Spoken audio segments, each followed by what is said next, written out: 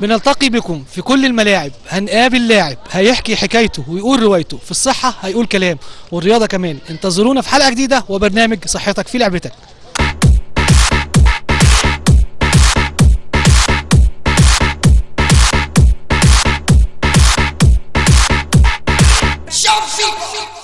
بنلتقي بكم في أولى فقراتنا مع الكابتن عز الدين نائب رئيس مجلس إدارة نادي العجوزة. أهلا بك كابتن عز. أهلا بك يا فندم. كابتن عز، بما إنك نائب رئيس مجلس إدارة نادي العجوزة، نادي العجوزة اسمه نادي، ولكن أنا شايف الإمكانيات متوسطة بالنسبة للأعضاء واللي بيمارسوا رياضة.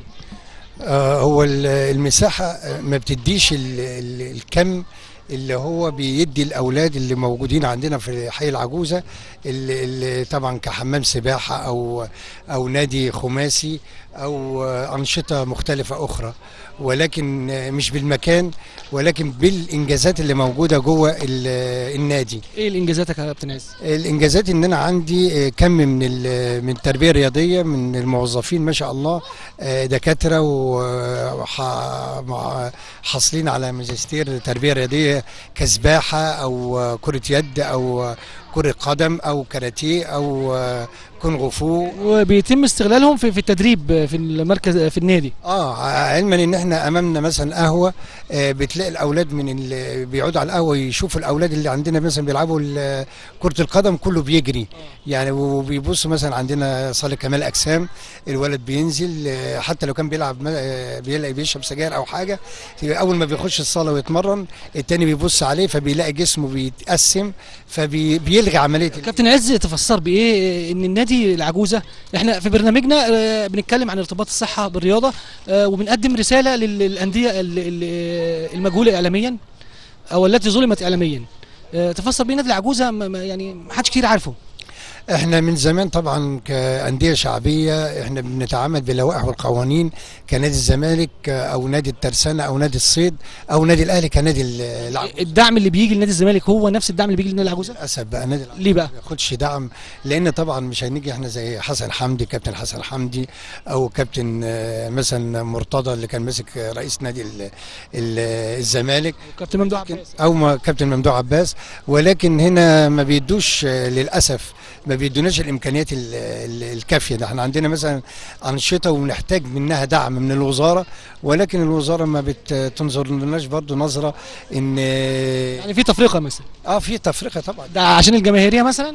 لا، عشان المساحه او عشان هو الدعم بيؤخذ للمساحه ولا للجماهيريه؟ لا، الدعم بياخذ بالانجازات والجماهيريه طبعا، ولكن لما تدعمني ماديا وتدعمني كأساس أو أنشطة أو كده هجذب الأولاد. لكن دلوقتي أنا راجل مثلا من منطقة شعبية وعندنا كم مثلا من آلافات الشباب عندهم من مناطق عشوائية، ما يقدرش واحد إن هو. بس منطقة العجوزة مش عشوائية. لا، احنا ما بنتكلمش كمنطقة عجوزة كمنطقة راقية، احنا بنتكلم عن المنطقة المحرومة من الأنشطة. يعني أنا عندي مثلا شارع حسن حسين، شارع إبراهيم خاطر، الحيتية، متعقبة، داير الناحية، كل دي منطقة عشوائية. الدخل أو الدخل المعنوي للأسرة ما بتديش ان الولد او اللي هو يمارس اي انشطه، علما لو هو عنده امتيازات ما يقدرش يروح نادي الزمالك او نادي الاهلي، ولكن بيأدي كل يعني الاسم كنادي، ولكن بتعامله كمركز شباب من ناحيه الدعم. يا ريت حتى لو نتعامل اقل كمان، اقل طبعا، لان المراكز طبعا بتتدعم على الانشطه اللي موجوده فيها. لكن انا كنادي وبعمل انشطه وبسجل بطولات وفي مختلف الانديه، لكن للاسف. اذا بتناشد المسؤولين من خلال شاشه قناه صحاتي النظر لنادي العجوزه.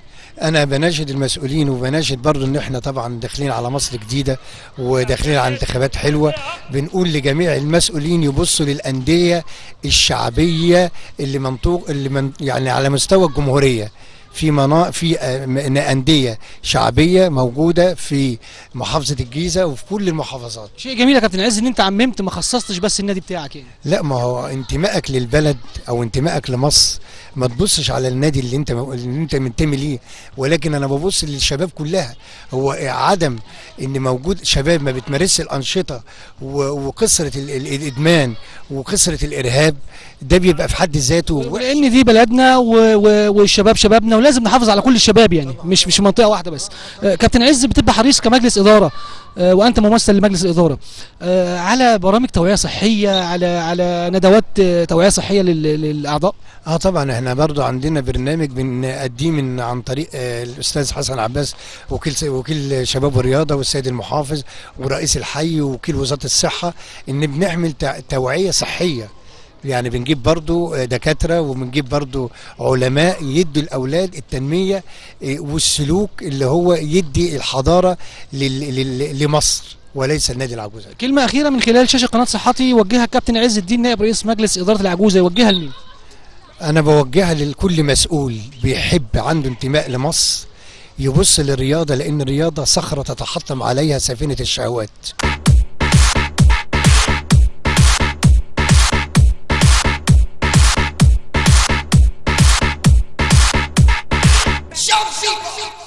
بنواصل رسالتنا ونواصل رحلتنا في برنامج صحتك في لعبتك، ونلتقي بالكابتن محمد هارون، المشرف الرياضي بنادي العجوزه. اهلا بك يا كابتن محمد. اهلا وسهلا.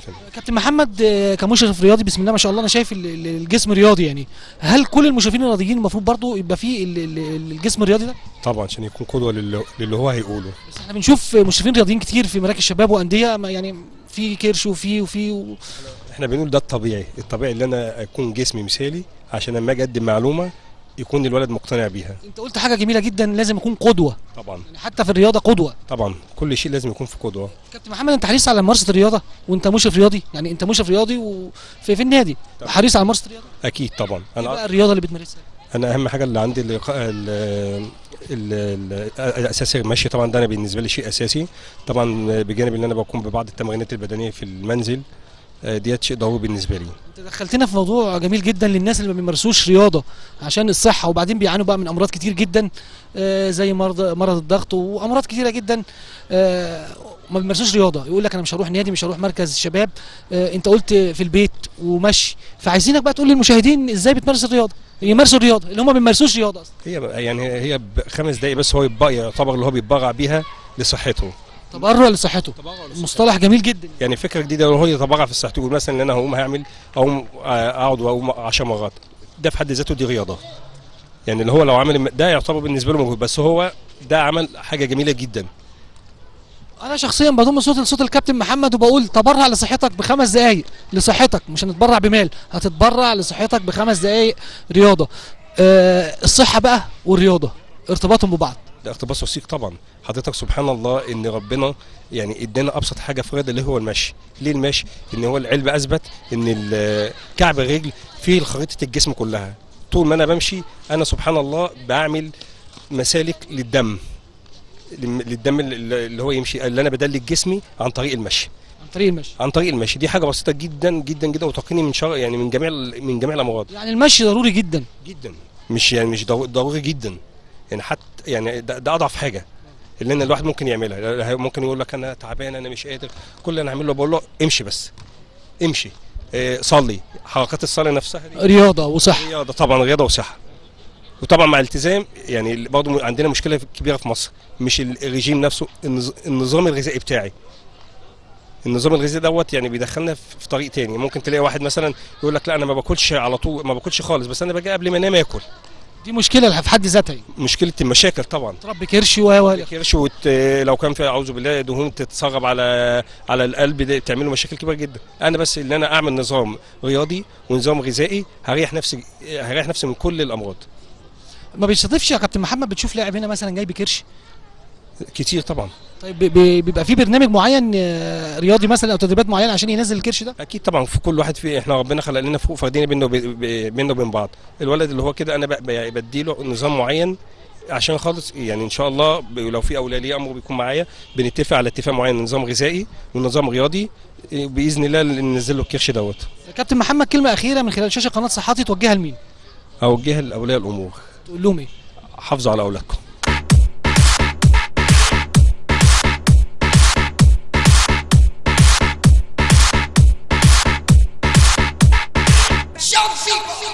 بنواصل رحلتنا وبنلتقي بكم في الفقره ديت مع براعم كره القدم. بنتعرف بيك. اسماعيل على اسماعيل. اسماعيل، عندك كام سنه؟ 12 سنه. 12 سنه. بتمارس كره القدم من امتى؟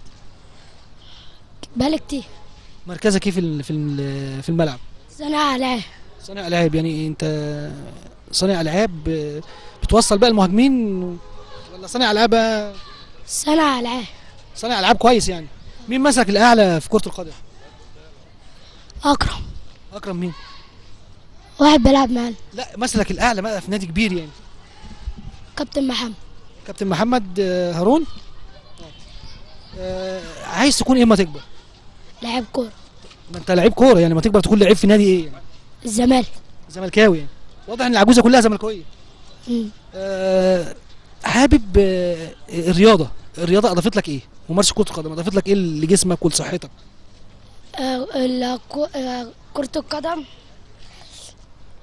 يعني اضافت لك ايه؟ نفسك كويس، جسمك بقى كويس. اتمنى لك التوفيق. شكرا. شكرا. وبنلتقي مع الحارس الامين، حارس مرمى الناشئين بنادي العجوزه. تعرف بيك؟ يوسف حسين عبد النعيم. يوسف، بتمارس كره القدم من امتى؟ 5 سنين. 5 سنين وانت حارس مرمى. في حد قال لك انت لازم تبقى حارس مرمى، ولا انت اللي حابب تكون حارس مرمى؟ أنا اللي حابب. حابب يعني. عايز تبقى مين بقى في حراسه المرمى؟ أبو علي السيد. انت زملكاوي بقى. العجوزه كلها زملكاويه. طبعا. تتمنى تلعب في نادي الزمالك؟ إن شاء الله. واللي يلعب في نادي الزمالك ده يعمل ايه؟ يحب ناديه يلعب صح. وايه تاني؟ يحافظ على نفسه، على اللياقه البدنيه، يحافظ على صحته. ازاي بقى تحافظ على نفسك وعلى صحتك من خلال ممارسه الرياضه يعني؟ إن أنا أتغذى الغذاء الصحي. مظبوط. و تنتظم في تدريباتك، أيوه. تنتظم في مذاكرتك، إن شاء الله. وتسمع كلام مين بقى؟ أنا. تسمع كلام بابا وماما. أيوه. وكلام مين تاني؟ المدرب بتاعك. وتنتظم في مستواك الدراسي. صح. بنتمنى لك التوفيق، وان شاء الله نشوفك عبد واحد سيد جديد ان شاء الله في مصر، وتفيد النادي بتاعك وتفيد منتخب مصر. شكرا. بإذن الله. بنلتقي مع احد الناشئين في كرة القدم بنادي العجوزة. نتعرف بيك؟ إسلام. اسلام ايه؟ إسلام فراج. ما هو اللعيب بقى يقول انا اسمي اسلام فراج. اسلام بتمارس كرة القدم من امتى يعني؟ واشمعنى كرة القدم اللي اخترتها؟ أحس إن هي لعبة مفيدة ورياضية وحلو. يعني انت حابب كرة القدم، ولا في مثل اعلى ليك خلاك تلعب كرة قدم؟ شايف مين من اللعيبة مثلا حببك في كرة القدم؟ تتفرج عليه فحببك فيها؟ هو ما فيش واحد معين، هو كل اللعيبة يعني حلوة يعني انت بتشجع اي الاندية؟ الأهلي. ونادي العجوزة؟ ما بتشجعوش؟ لا. مش تلعب لنادي العجوزة؟ طيب، الرياضة اضافت لك ايه؟ أضافت لي إن أنا بكون يعني بحس، لا ساعات لما أنا بكون في البيت وبذاكر بحس ان الرياضة دي بتخليني يعني ببقى كويس. بترجع فايق بقى بعد التمرين، بتاخد حمام وبترجع فايق، فبتساعدك على التحصيل الدراسي كويس. المذاكرة. بتتمنى تكون ايه بقى؟ لاعب كرة قدم. غير لاعب كرة قدم؟ ظابط. ان شاء الله بنتمنى لك التوفيق، وتكون من افضل الضباط اللي بيخافوا على مصر ويحافظوا على مصر، وتبقى من افضل لاعبي كرة القدم. ماشي. شكرا. العب. نلتقي ايضا مع احد الناشئين. نتعرف فيك؟ محمد وسام. محمد، انت زملكاوي؟ اه. عشان لابس نادي الزمالك. هاي. محمد، بتمارس كرة القدم من امتى؟ من زمان الصراحة، مامتي وبابايا شجعوني، وبابايا كان بيخليني اتدرب عليها بكويس. يعني بابا كان بيمارس كرة القدم، ولا هو حابب كرة القدم هو حاببها فبيخلي عايزني اطلع لعيب يعني. فانا حبيت كرة القدم، والكابتن محمد بيمرني وانا ببقى معاه كويس. كرة القدم بقى وممارسة الرياضة اضافت لك ايه؟ اصل انت ما بتمارسش كرة قدم بس، انت في تدريبات بتعملها قبل ما تدخل تقسيمة او مباراة يعني. فاضافت لك ايه بقى؟ يعني الجسم الرصيق بتاعي مثلا، وبعرف افكر واذاكر، ومخي ما شاء الله حلو يعني، والتمارين يعني بتخلي الجسم رصيق وكويس يعني. طموحك تكون ايه اما تكبر ان شاء الله؟ لعيب ان شاء الله. لعيب كرة. ايه بقى؟ مركزك ايه؟ بعد المهاجمين على طول. صانع العاب يعني. المثلث، راس المثلث. تحب تكون مين؟ مثلك الاعلى؟ شيكابالا. طب يعني شيكابالا عموما نتمنى لك تكون افضل كمان من شيكابالا يعني. بس يعني مش هنحذو حذو نفس شيكابالا يعني، احنا عايزين مهاراته يعني. ايوه ان شاء الله. ان شاء الله رب العالمين، وبنتمنى لك التوفيق، وتكون نجم كبير في مصر. وكلمه توجهها من خلال شاشه قناه صحتي، توجهها لمين اللي ما بيمارسوش رياضه؟ تقول لهم ايه؟ اقول لهم اهتموا بالكوره، والمدرب بتاعكم مهما زعلوك او اي حاجه، خدوه قدوة برضه عشان هو هيعرف يمرنكوا وعايزكوا تطلعوا.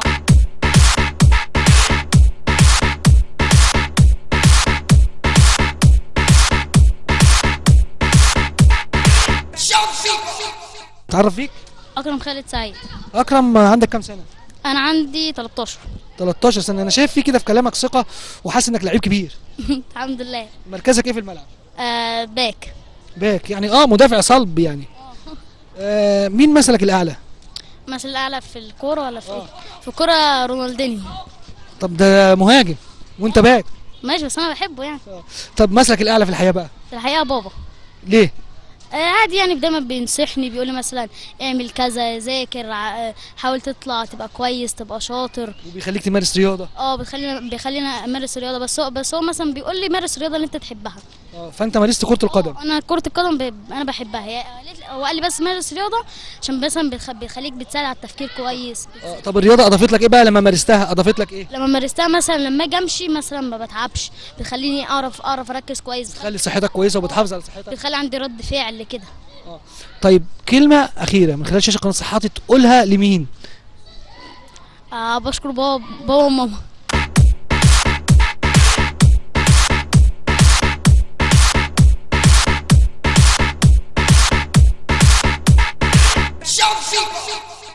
وبكده بنيجي لنهاية حلقتنا. في كل الملاعب هنقابل لاعب هيحكي حكايته ويقول روايته، في الصحة هيقول كلام والرياضة كمان.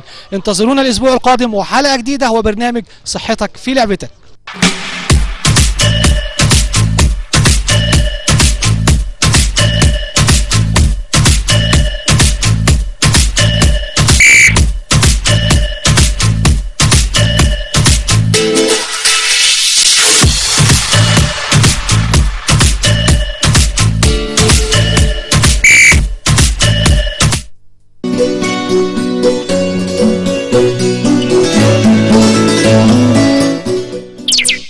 بيحتوي الخوخ على نسبة عالية من فيتامين أ وج، وهي مصدر طبيعي لأحماض ألفا هيدروكسي